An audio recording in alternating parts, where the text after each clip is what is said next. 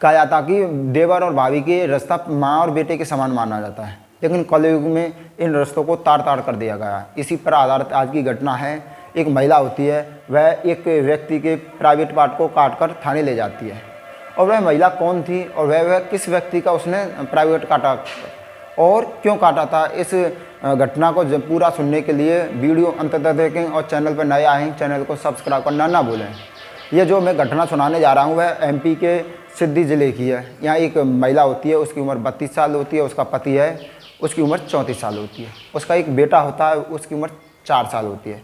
वह कुछ साल ज़िंदगी अपना जीवन यापन कर रहे थे, तो उसका पति वह घर से बाहर चला जाता है काम करने के लिए, और वह महिला अकेली रह जाती है और उसका एक बेटा रहता है। दोनों माँ बेटा आपस में कुछ साल ज़िंदगी जी रही थी।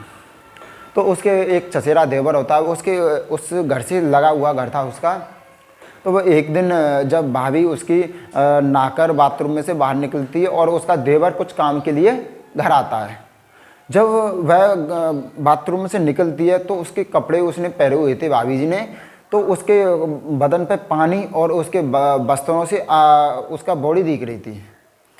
जब वह इस दृश्य को देखता है वो देवर, तो उसके माइंड में गलत चीज़ें आने लग जाती हैं और ऐसे ही फिर वो आना लग जाता है। और जब उसको मौका मिलता था भाभी से मिलने आता था, लेकिन भाभी अब उसको एक बेटा के समान मानती थी। उसके दिमाग में ऐसी कुछ गलत चीज़ें है नहीं थी, लेकिन वो उसका देवर था, वह उसके माइंड में हमेशा कुछ गलत चलता रहता था। ऐसे एक दिन ऐसा होता है कि रात का समय हो रहा था, 9-10 बजे का समय हो रहा था। जब देवर उसके घर में आ जाता छत से ऊपर कूद कर।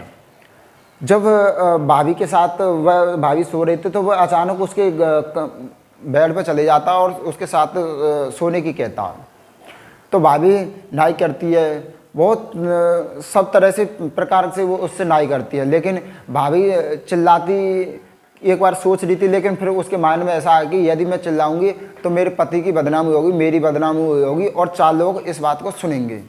तो वह इस गम को पीकर वो उसका देवर उसके साथ पूरी रात गलत काम करता है। जब उसका मन बढ़ जाता है तो वह वहाँ से चला जाता।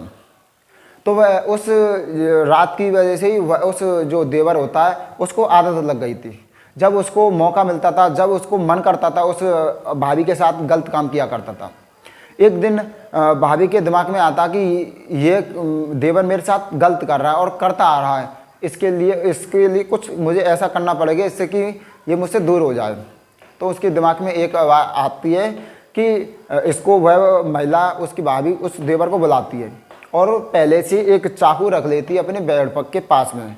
और जब वह दोनों नग्न अवस्था में हो जाते हैं, भाभी और वो उसका देवर, तो उस अपने देवर से बोल दिया कि मैं तुम्हें कुछ सरप्राइज़ दूंगी, तो तुम आंखें बंद करो। तो वह लड़का आंखें बंद करता है और उसके प्राइवेट पार्ट को काट देती है वो महिला, उसकी भाभी, और वह उस रक्त बहने लग जाता है उससे, और उस प्राइवेट पार्ट को लेकर थाने ले जाती है। और जब थाने में इस पूरी घटना को सुनते हैं, वह भी सोचने में मजबूर हो जाते हैं कि एक देवर अपनी भाभी के साथ ऐसा कर सकता है। तुरंत वहाँ के थानाध्यक्ष पूछते हैं उस महिला से कि तुम अपने घर ले चलो। जब तत्कालन पुलिस ये सोचती है कि वह उसका देवर होता है वह अभी मरा नहीं होगा, तो लेकिन जब वो थाने घर पहुँचती है पुलिस, तो वहाँ पास में एक रास्ते में एक पेड़ पड़ता है और वह फांसी लगा के मर चुका था और उस महिला को जेल भेज दिया गया है। ऐसी घटना सुनाकर आपको कोई हम परेशान करने का, आपको दुख पहुंचाने का हमारा कोई उद्देश्य नहीं होता। हम ये चाहते हैं आप इन घटनाओं के माध्यम से सचेत रहें, जागरूक रहें। और जय हिंद, जय भारत।